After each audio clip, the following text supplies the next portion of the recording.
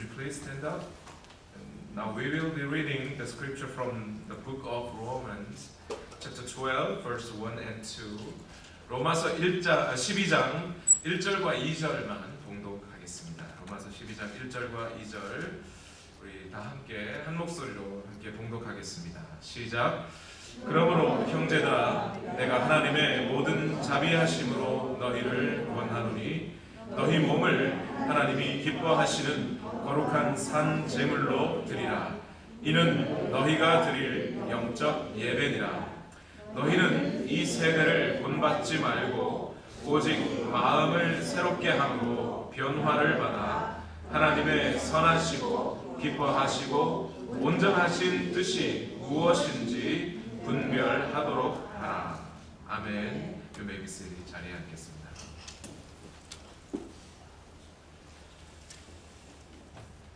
저는 예배의 삶에 관해서 설교하고 또 연구하면서 지난 2달여 정도를 지내왔습니다. 그동안 저의 관심은 딱 2가지였습니다. 첫 번째는 우리 온누리교회 성도님들이 어떻게 하면 주일 또는 금요일 또는 새벽 기도회에 모이셔서 예배를 드릴 때 그 예배가 하나님께 온전히 드릴 수 있도록 드려지는 하나님이 받으실 만한 예배가 될 수 있도록 하면 어떻게 하면 그렇게 될 수 있을까? 거기에 대해서 첫 번째 집중해 왔습니다. 둘째는 우리 온누리교회 성도님들의 삶이, 여러분들의 삶이, 일상의 삶이 어떻게 하면 예배가 되어서 하나님께 드려질 수 있을까? 이 2가지에 대해서 관심을 가지고 집중해서 기도하고 연구하였습니다. 그렇게 하나님의 말씀과 또 우리의 삶을 묵상하던 도중에 제가 한 가지 아주 중요하고 놀라운 진리 한 가지를 발견했습니다. 2달 동안 열심히 기도하고 성경을 읽다가 발견한 진리입니다. 그게 뭐냐면 성도님들은 일주일에 1번 또는 2번 교회 마당을 밟는다는 거예요.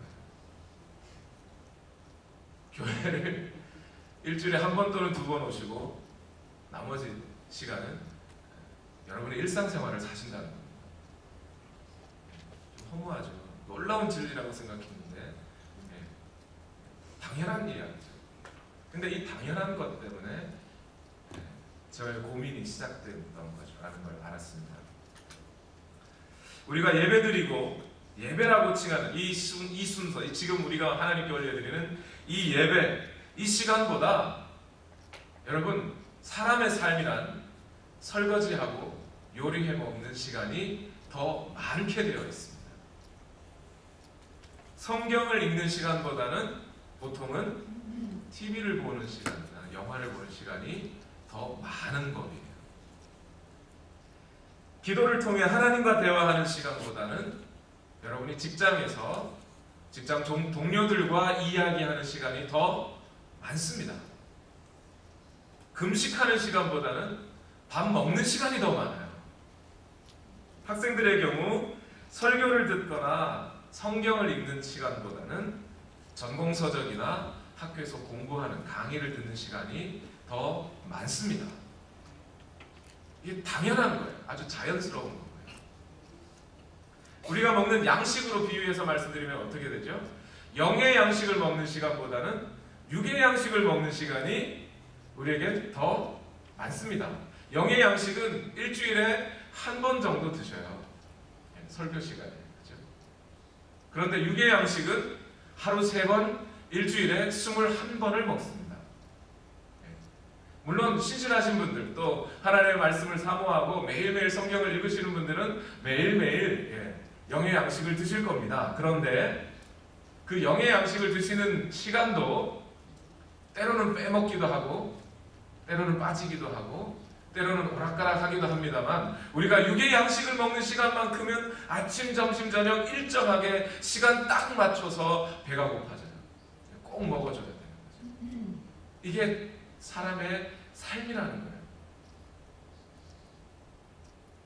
그래서 저는 어떻게 하면 우리 모두의 삶이 우리 모두의 일상의 삶이 하나님 앞에 드려지는 예배로 바뀔 수 있을까를 고민하면서 연구하면서 기도했는데, 여러분, 저는 어떻게 사역해야 될까요? 일주일에 하루 교회에 오시고 나머지 6일은 여러분의 일상의 삶을 사시는 겁니다. 여러분, 이제부터 그 삶을 바꾸십시오.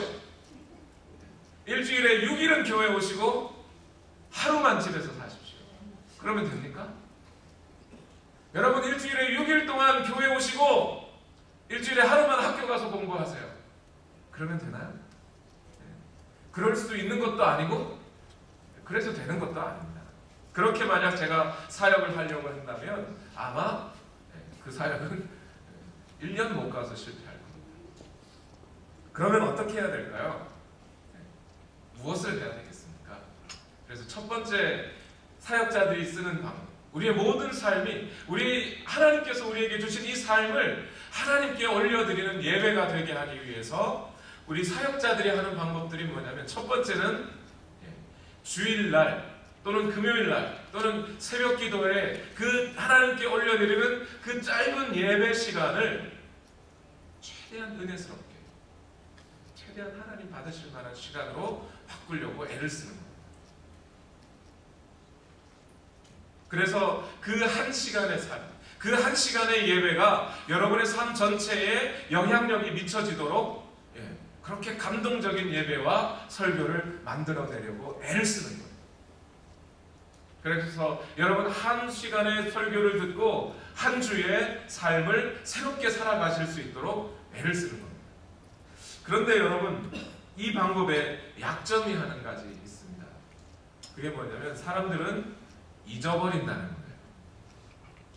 쉽게 실험 하나 해볼까요? 여러분, 지난주 주일 설교 제목 기억하십니까? 설교 주제 혹시 기억하세요? 지금 제가 Worship in Life 시리즈로 설교하고 있는데, Worship in Life 시리즈 몇 번째였는지 지금 써놨네요. 그죠? 지난주는 7번이었을 거예요. 7번은 기억하는데 7번의 주제가 뭐였는지 혹시 기억하세요? 네, 감사. 네. 생각해보니까 떠오르기도 하고요. 그럼 한 가지 더 질문을 해볼게요. 지난주 주일날 교회 오셔서 예배 드리고 점심 때 먹었던 점심 메뉴는 기억하세요? 네, 그건 금세 기억하세요. 그 맛도 기억하시죠? 네, 그건 기억하셔요. 네. 여러분, 그런 법이에요. 사람이란. 예배 시간에 말씀을 듣고 그 말씀 참 은혜스러웠어 하고 나가시면서, 야, 주보는 우리 다음 사람을 위해서 주보는 놓고 가야지 하고 주보를 딱 놓고 가시면서 설교도 거기다 놓고 가시는 거예요. 예배 문을 딱 나가면서 여러분의 기억을 싹 지우고 나가시는 거예요. 그러니 그 말씀을 따라 일주일을 산다는 게 그렇게 쉬운 문제가 아닌 거예요. 열심히 애쓰고 노력하고 우리가 복기해내지 않으면 지난 주일의 설교들을 다시 한번 떠올리기가 참 어렵게 되어 있습니다.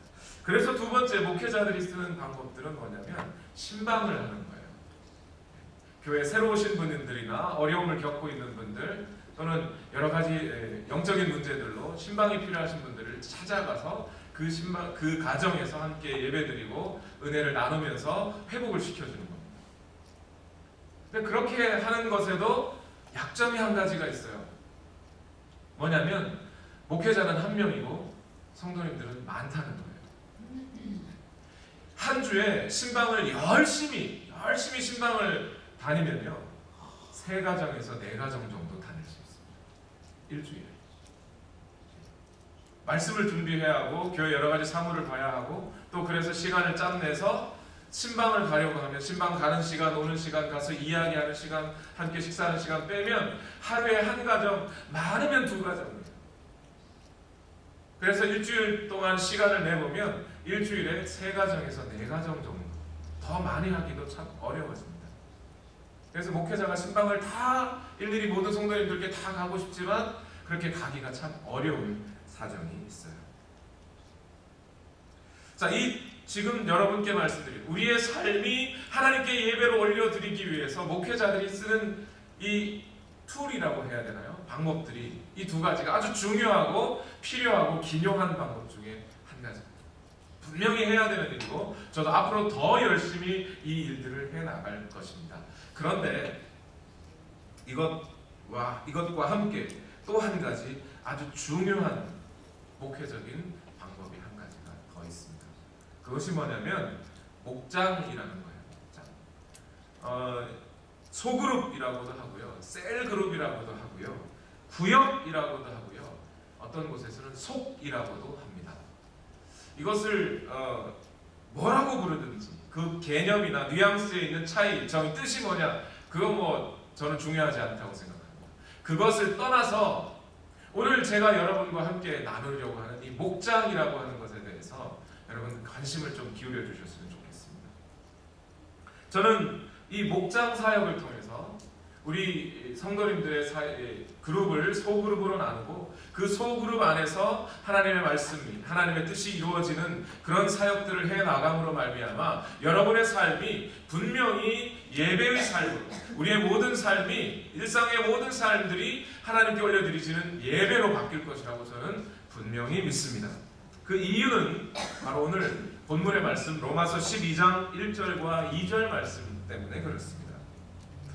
저는 지난 시간 동안 여러분의 삶이 예배가 되는 삶을 소망하면서 누가복음에 나오는 인물들을 소개했습니다. 누가복음에서 예수님을 만난 사람들이, 그 예수님을 만난 사람들이 어떻게 예수님께 반응하였고 예수님의 복음에 대해서 용서와 회개, 또 감사, 또 이웃이 되어주는 봉사의 삶을 실천하는 것, 이런 것들을 통해서 자신의 삶이 예배로 바뀌었다는 것을 지난 2달간 말씀을 드렸어요.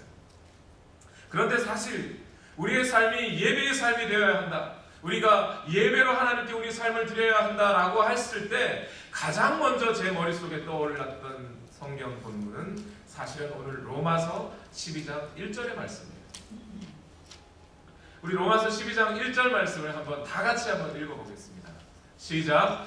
그러므로 형제들아, 내가 하나님의 모든 자비하심으로 너희를 권하노니 너희 몸을 하나님이 기뻐하시는 거룩한 산 제물로 드리라. 이는 너희가 드릴 영적 예배니라. 너희 몸을 하나님이 기뻐하시는 제물로 드리라. 이것이 영적인 예배다. 너희 몸을 하나님이 기뻐하시는 거룩한 산 제물로 드리라. 이는 너희가 드려야 할 영적 예배니라.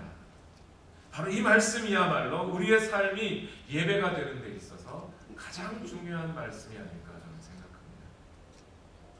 이 말씀을 이해하기 위해서 먼저 로마서의 구조를 여러분 아주 간단하게나마 여러분 말씀드리는 것이 여러분의 삶, 이 말씀을 이해하는 데 유익하리라고 생각합니다. 로마서는 다른 바울 서신들과 비슷하게 크게 두 부분으로 나뉘어져 있어요. 사도 바울은 항상 편지를 쓸 때 그냥 마음대로 막 편지를 쓰지 않고 크게 두 가지로 나뉘어서 내용을 서술했습니다. 첫 번째는 복음의 내용이 무엇인지, 그 교회에 반드시 알아야 할 복음의 내용이 무엇인지를, 교리적인 내용이죠. 그 교리적인 내용을 먼저 쭉 설명해 줍니다. 예수님이 어떤 분이셨고 하나님이 어떤 계획을 갖고 계시고 그 계획이 오늘 어떻게 드러났으며 성령을 통해서 그 계획이 우리 삶에 어떻게 이루어졌는가 하는 것을 쭉 설명해 줍니다. 그런 다음에 두 번째 부분으로 사도 바울은 그렇기 때문에 오늘 너희는 이러이러하게 실천하고 삶에서 윤리적인 실천을 이렇게 살아야 한다라고 권고하는 내용을 해줍니다. 다시 말해서 교리적인 부분이 먼저 있고 그 다음에 윤리적인 실천의 사항들을 이야기해 줍니다. 로마서도 마찬가지로 그렇게 크게 두 부분으로 나뉘어져 있는데요. 로마서 1장에서부터 11장까지는 그 하나님의 모든 경륜과 예수님의 그 이 땅에 오셔서 죽으심의 의미, 이것을 복음을 쭉 설명해 줍니다. 로마서가 다른 어떤 성경보다 깊이 있게 쓰여졌다고 사람들은 말하죠. 정말 깊이 있게, 그러면서도 알기 쉽게 쓰여져 있습니다. 로마서 1장부터 11장까지. 그리고 12장부터 이제 그러므로 너희는 이렇게 살아야 한다 라고 이야기해요. 그렇게 12장이 시작되는 부분이 바로 로마서 12장 1절과 2절에 오늘 바로 그 위치에 있습니다. 로마서 안에는 모두 35개, 쭉 세어봤더니 한국말로는 35개의 그러므로가 있어요. 그러므로 이렇게 설명합니다. 그러니까 그 중에서 오늘 로마서 12장 1절에 나와 있는 오늘 그러므로 형제들아 할 때 이 그러므로라는 말이 therefore라는 이 말이 로마서 전체 35개의 그러므로 중에서 제일 중요한 therefore 그러므로라는 말이에요. 그런데 이 그러므로라는 말이 무슨 뜻이에요? 앞에 무슨 말을 설명을 했을까요? 로마서 앞에 무슨 설명을 하고 오늘 사도 바울은 그러므로라는 말을 할까요? 로마서 12장 1절을 읽어보면 이렇습니다. 그러므로 형제들아 내가 하나님의 모든 자비하심으로 너희를 권하노니 이렇게 했어요. 하나님의 모든 자비하심으로 너희에게 권면하노니. 그러면 앞에 로마서 1장에서 11장까지는 무슨 내용이었겠습니까? 하나님의 자비하심에 대한 설명. 우리가 죽을 수밖에 없는 죄인이었는데 우리의 삶이란 고통과 고난과 죄와 허물과 죽음밖에 없는 그런 삶인데 그 삶을 오늘 하나님의 뜻에 따라 예수 그리스도께서 오셔서 유대인이나 이방인이나 할 것 없이 모든 사람에게 그 구원의 은혜를 베풀어 주셨다. 성령께서 그 모든 결박에서 우리를 풀어주셨다. 그것이 모두가 다 하나님의 자비하심이라는 거예요. 그 하나님의 자비하심을 로마서 1장에서 11장까지 쭉 설명한 다음에 오늘 사도 바울은 이렇게 권면합니다. 이 하나님의 모든 자비하심을 바탕으로 내가 너에게 권고한다. 권면한다. 그리고 그 첫 번째 권면이 뭡니까? 너희 몸을 하나님이 기뻐하시는 산 제물로 드려야 한다. 그것이 바로 예배다. 그것이 예배다.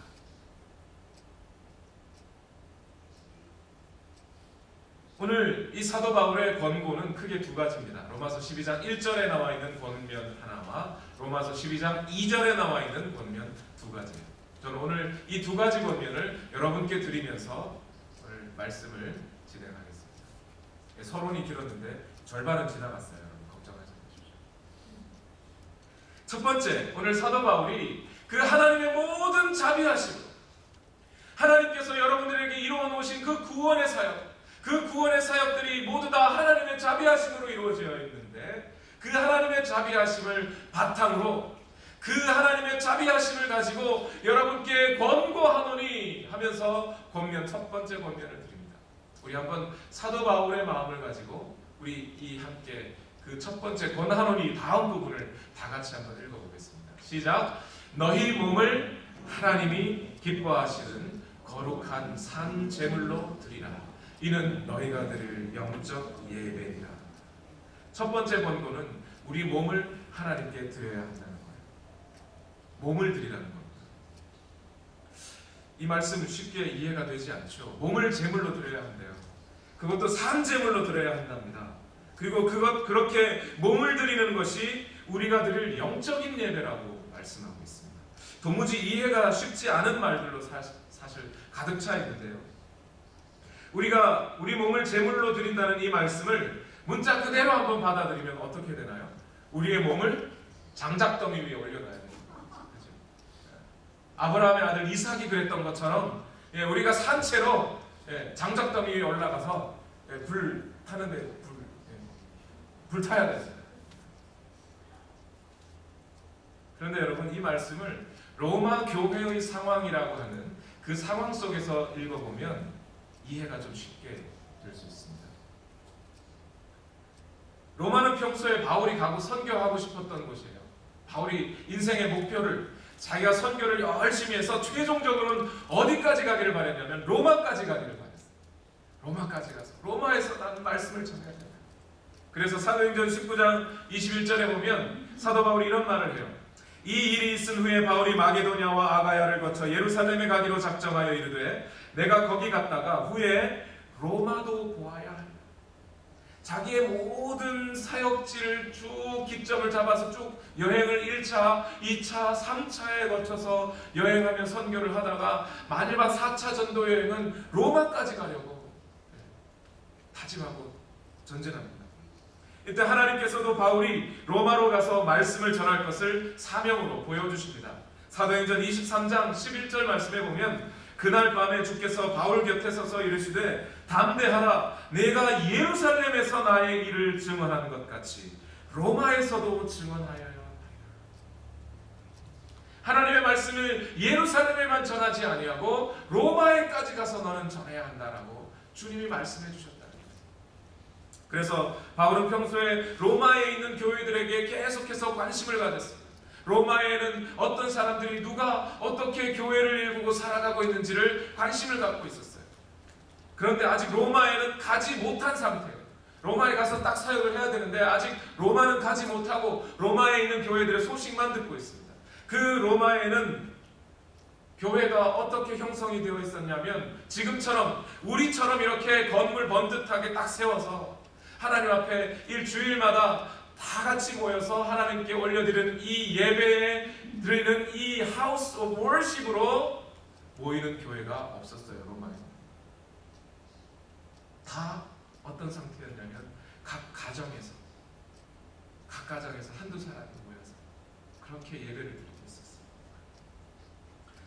로마 교회의 상황을 가장 잘 보여주는 구절이 로마서 16장입니다. 로마서 16장 전체를 읽어보면 더 좋은데 로마서 16장 중에 3절과 5절 말씀을 읽어보면 상황을 대충 알 수 있습니다. 3절에서 5절을 이렇게 말씀합니다. 너희는 이제 바울이 로마 교회의 성도들에게 편지를 이렇게 합니다. 너희는 그리스도 예수 안에서 나의 동역자들인 브리스가와 아굴라에게 문안하라. 그들은 내 목숨을 위하여 자기들의 목까지도 내놓았나니 나뿐 아니라 이방인의 모든 교회도 그들에게 감사하느니라. 또 저희 집에 있는 교회에도 문안하라. 내가 사랑하는 에베네도에게 문안하라. 그는 아시아에서 그리스도께 처음 맺은 열매니라. 이러면서 로마에 있는 각 가정 안에 있는 교회들에게 계속해서 문안하라 하면서 인사를 합니다. 사도 바울은 지금 로마에 있는 각 가정에 그 가정마다 모인 한두 사람들, 두세 사람들, 서너 사람들이 교회를 일구고 살아가고 있는 그 상황들에게 이렇게 말하고 있습니다. 로마에는 그리스도인의 가정이 있고 그 가정이 교회로서 모임을 갖고 있었던 거예요. 목회자가 따로 있고 평신도가 따로 있는 게 아니었습니다. 여기 나와 있는 브리스가와 아굴라라는 사람도 사도이거나 목사가 아닌 사람들이에요. 그들은 그 로마 교회는 성도가 평신도이고 또 모든 평신도가 다 목회자가 되는 그런 상황입니다. 서로가 서로의 믿음을 위해 희생해야 하고 또 그들에게는 가만히 앉아있으면 따로 예배 드려줄 목사가 없어요. 찬양 사역자가 없어요. 오늘날처럼 성경 66권이 딱 갖추어져서 그날 말씀을 순서대로 읽을 수 있는 성경도 없었습니다. 바울이라고 하는 사도께서 로마로 온다는 소식은 있는데 언제 올지 어떻게 올지도 알 수 없는 상황입니다. 그러니 그들이 할 수 있는 것은 무엇겠습니까? 날마다 가정에서 모여서 서로의 삶을 나누고 간증하고 은혜와 감사의 제목들을 나누면서 서로를 격려해 가야 하는 상황이에요. 조금 있으면 로마 정부 사람들이 그리스도인들이라고 핍박하는 상황입니다. 그들이 그리스도인이라는 사실이 알려지기 시작하면 그들의 목숨을 내놓아야 하는 상황이에요. 바로 이 상황이 되어 있습니다. 바로 이 상황 앞에 놓고 우리 로마서 12장 1절을 다시 한번 읽어보겠습니다. 로마서 12장 1절 말씀을 우리 사도 바울의 입장에서 여러분 로마 교회 성도들에게 주는 권면이라고 생각하고 다시 한번 읽어보겠습니다. 시작. 그러므로 형제들아 내가 하나님의 모든 자비하심으로 너희를 권하노니 너희 몸을 하나님이 기뻐하시는 거룩한 산 제물로 드리라. 이는 너희가 드릴 영적 예배니라. 각 가정마다 모여서 예배를 인도해줄 사역자가 없다니까요. 찬양을 인도해줄 사역자가 없어요. 그럼에도 불구하고 그들이 모여서 예배를 드리려야 한대요. 그리고 그 예배는 어떤 예배냐면 몸을 드리는 예배라. 하나님은 우리 영원히 죽을 수밖에 없는 나와 여러분을 위해 아들을 보내주셨습니다. 오늘 우리가 그분을 믿음으로 하나님의 자녀가 되었습니다. 성령님께서 이 하나님의 자비하심을 확증해 주십니다. 그러니 오늘 우리는 어떻게 살아야 하겠습니까? 하나님이 그 자비하심으로 우리에게 독생자를 주셨듯이 오늘 우리도 우리 몸을 드려서 예배합니다. 여러분의 모임이 산 예배로 하나님께 드려지는 거예요. 결국 우리의 몸으로 서로 봉사하는 그것이 예배가 된다는 거예요. 오늘 우리가 하나님께 올려드려야 하는 영적인 예배, 살아있는 예배는 성전들이나 교회 건물, 교회 마당 안에 들어와서만 드리는 그 예배만이 아니라 우리의 일상생활의 장에서 드려지는 예배를 말하는 겁니다. 오늘 하나님을 기쁘게 해드리는 산 예배는 무슨 추상적인 예배나 신비스러운 그런 예배가 아니라 우리 몸을 사용해서 우리의 말과 우리의 행동을 사용해서 구체적으로 봉사활동으로 표현되는 것을 예배라고 말하는 거예요. 히브리서 10장 24절의 말씀대로 하면 어떤 거예요? 서로 돌아보아 사랑과 선행을 격려하는 것, 이것이 예배라는 거예요. 빌립보서 2장 3절과 4절 말씀으로 말씀드리면 이런 거예요. 오직 겸손한 마음으로 각각 자기보다 남을 낫게 여기고 각각 자기 일을 돌볼 뿐더러 또한 각각 다른 사람들의 일을 돌보는 것, 그것이 예배가 되는 거예요. 그러니 몸을 드리라고 하는 이 말씀은 목장이라는 세팅이 없으면 이해가 잘 가지 않는 거죠. 몸을 드리기 위해 우리 입술로는 복음을 전하고 간증의 말을 해야 됩니다. 근데 그것을 어떻게 하겠어요? 목장 안에서 서로에게 간증하고 말씀으로 서로 격려하는, 혼자 허공에다 대고 하라는 게 아닙니다. 우리의 손은 요리와 청소를 하고 옷을 수선하고 땅을 파고 일을 하는 것입니다. 그것을 통해 예배를 드려야 해요. 그런데 그것을 누구를 위해요? 목장 안에서 서로를 위해 그렇게 하라는 거죠. 그렇게 할 때 그 여러분의 삶이 예배가 된다는 거예요. 우리의 귀는 가난한 자들과 억울한 자들의 부르짖음을 들어주어야 하지요. 그 목소리를 목장 안에서 들으라는 겁니다. 목장 안에서 서로를 위해 들으시라는 거예요. 그렇게 우리 몸을 드릴 때 그것이 곧 하나님이 기뻐 받으시는 영적인 예배가 된다는 거예요. 제가 우리 교회가 목장 모임을 가져야 합니다 라고 하셨을 때는 이 목장 모임이 성경 공부를 얘기하는 건 아닙니다.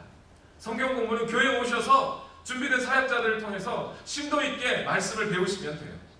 그것은 저도 계속해서 노력할 것이고 우리 사역자들을 통해서 성경 공부를 계속할 것입니다. 그리고 주일날 오시면 우리 원로 목사님과 우리 황정순 목사님을 통해서 여러분 말씀을 배우셔요.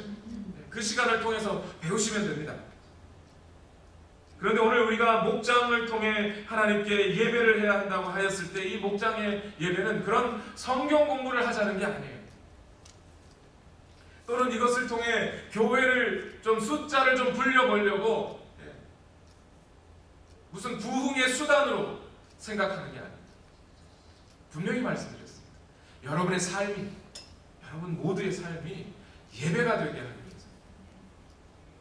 주일날 교회에 왔다가 평일날 직장에 가시고 집에 가셔서는 다시 그냥 아주 세속적이고 일상적인 삶을 사시지 마시고 그 삶이 오늘 설거지 한 번을 하더라도 그 설거지가 그냥 한 번 하고 없어지는 시간이 되지 마시고 그것이 다른 사람을 위해 봉사함으로 말미암아 그 설거지가 예배가 됩니다. 여러분들이 한 번 요리를 하는 것이 그냥 요리하는 것으로 끝나지 말고 그 다른 사람들을 위해 구제하는 의미로 요리할 때 그것이 하나님께 예배가 된다. 그렇게 하라고 오늘 목장을 만들어서 조직해서 하나님께 드리려고 합니다. 그래서 저는 우리 교회 목장 모임을 통해 은혜로운 잡담들이 좀 많았으면 좋겠어요. 잡담, 그러니까 무슨 쓸데없는 소리 하거나 다른 사람 험담하거나 부정적인 말을 하라는 게 아니에요. 그런 부정적이고 험담하는 소리가 나오는 순간 여러분의 삶의 예배는 깨져버리고 말아요. 대신에 은혜로운 잡담, 한 주간을 살면서 하나님께서 우리에게 주셨던 감사의 말씀, 하나님께서 우리에게 주셨던 기도의 응답들을 그 목장 안에서 서로 나누시면서 서로가 서로에게 은혜가 되고 격려가 되고 힘이 되는, 그래서 서로가 하나님 앞에 세워지는 놀라운 예배의 시간이 되셨으면 좋겠다. 두 번째로 오늘 바울이 권고하는 것이 있습니다. 2절의 말씀이에요. 다 같이 2절의 말씀을 한번 읽어보겠습니다. 다 같이 읽겠습니다. 시작. 너희는 이 세대를 본받지 말고 오직 마음을 새롭게 함으로 변화를 받아 하나님의 선하시고 기뻐하시고 온전하신 뜻이 무엇인지 분별하도록 하라. 여기 2절 말씀에 여러 가지 말씀들이 있지만 가장 중요한 명령어는 변화를 받으라는 말씀이에요. 변화를 받으라. 이 세대를 본받지 말고 변화를 받으라. 그래서 그렇게 변화를 받아서 하나님의 뜻이 무엇인지 분별해야 한다라는 겁니다. 제일 중요한 말씀은 변화를 받으라는 겁니다. 이 말씀을 쉽게 말씀드리면 이렇습니다. 이 한쪽 끝에 세상이 있어요. 이 세대, 로마서 12장 2절, 이 세대가 있어요. 또 반대편에는 뭐가 있어요? 하나님의 뜻이 있습니다. 이 세대가 있고 하나님의 뜻이라는 것이 있어요. 그런데 원래 우리는 어디에 속했던 사람이에요? 우리는 이 세대에 속했던 사람이에요. 이 세대의 가치관을 가지고 살아가던 사람들, 이 세대의 가치관을 가지고 살아가던 사람들인데 이제 예수 그리스도의 우리를 위해 죽으신 그 보혈의 능력과 십자가의 죽으심으로 또 하나님 우리를 자녀 삼으신 그 은혜로 말미암아 오늘 우리는 하나님의 뜻 아래로 들어가는 사람입니다. 그런데 이 세대와 하나님의 뜻은 너무나 반대되는 개념이에요. 충돌하는 개념. 여러분, 이 세상에서 리더가 되려면 어떻게 되어야 한다고 가르쳐요? 이 세상에서는요, 다른 사람을 밟고 이겨야 된다. 능력이 많아야 된다. 더 잘해야 된다고 가르쳐요. 그런데 하나님의 뜻에는 뭐라고 가르쳐요? 리더가 될 사람은 종이 되어야 한다고 가르쳐요. 하나님의 뜻과는 아주 반대되는 거예요. 이 세대에서는 뭐라고 가르쳐요? 이 세상의 목적, 여러분의 삶의 목적이 뭐라고 가르쳐요? 이 세상에서는 여러분 개인이 행복하게 사는 것이 삶의 목표라고 가르쳐요. 그러나 하나님의 뜻 안에서는 우리 삶의 인생의 목표는 뭐라고요? 거룩해지는 것입니다. 하나님 닮고 예수님 닮아가는 삶을 사는 것이 하나님의 뜻입니다. 이렇게 충돌하는 것이 이 두 가지 개념입니다. 그런데 이 세대에서 하나님의 뜻 아래로 들어오기 위해서는 어떻게 해야 된다고요? 오늘 로마서 12장 2절 말씀에 의하면 변화를 받아야 된다. 그래야 하나님의 뜻 아래로 들어올 수 있다. 하나님의 뜻이 무엇인지 분별하고 하나님의 뜻 아래로 들어오기 위해서는 변화를 받아야 된다는 거예요. 그래서 저는 이 변화라는 말을 성경에서 찾아봤습니다. 변화를 받아야 되는데 변화, 어떤 변화를 말씀하시는 것인가? 그것이 바로 어디에 나와 있냐면 마태복음 17장 1절과 2절에 나와 있습니다. 변화. 읽어볼까요? 엿새 후에 예수께서 베드로와 야고보와 그 형제 요한을 데리시고 따로 높은 산에 올라가셨더니 그들 앞에서 변형되사 그 얼굴이 해같이 빛나며 옷이 빛과 같이 휘어졌더라. 오늘 변화를 받아야 한다라고 하는 이 원어 그 헬라어예요. 변화를 받아 할 때 이 변화라는 말과 예수님이 변화산에서 변형되셨더라 하는 말과 같은 말인 거예요. 우리 그리스도인들이 변화되어야 한다는 것은 바로 이 세상의 그런 가치관과 이 세상의 습관들, 이 세상 아래 우리가 갖고 있었던 습관들이 예수 그리스도를 닮은 그 모습으로 바뀌어야 된다는 거죠. 우리의 성품과 인격이 예수 그리스도께로 닮아가는 걸 말합니다. 단순히 겉모양이나 손짓이나 발짓이나 말투 정도가 집사님 안녕하셨어요 하면서 교양 있는 목소리로 바뀌라는 게 아니라 근본적으로 내면에서부터 예수님 닮은 성품으로 바뀌어져야 한다는 거예요. 우리 자신의 모습 자체가 내면에서부터 겉모양에 이르기까지 다 전체 다 변형되어야 됩니다. 예수님처럼 아예 싹 바뀌어야 됩니다. 그런데 이 변화라는 건 여러분 우리의 노력으로 이루어집니까? 이게 문제인 거예요. 우리가 노력한다고 변해지더냐 이 말이에요. 내가 자아를 죽여야지 한다고 하면 죽여집니까? 안 죽어요. 더 살죠. 그래서 오늘 성경은 이렇게 명령합니다. To transform이 아니고 to be transformed. 변화를 받으라는 거예요.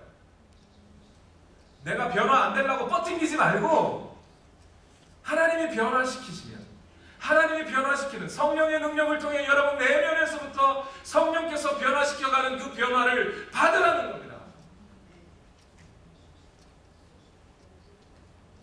바로 이런 의미에서 저는 우리 교회 목장 중에서 기도가 많이 일어나기를 원합니다.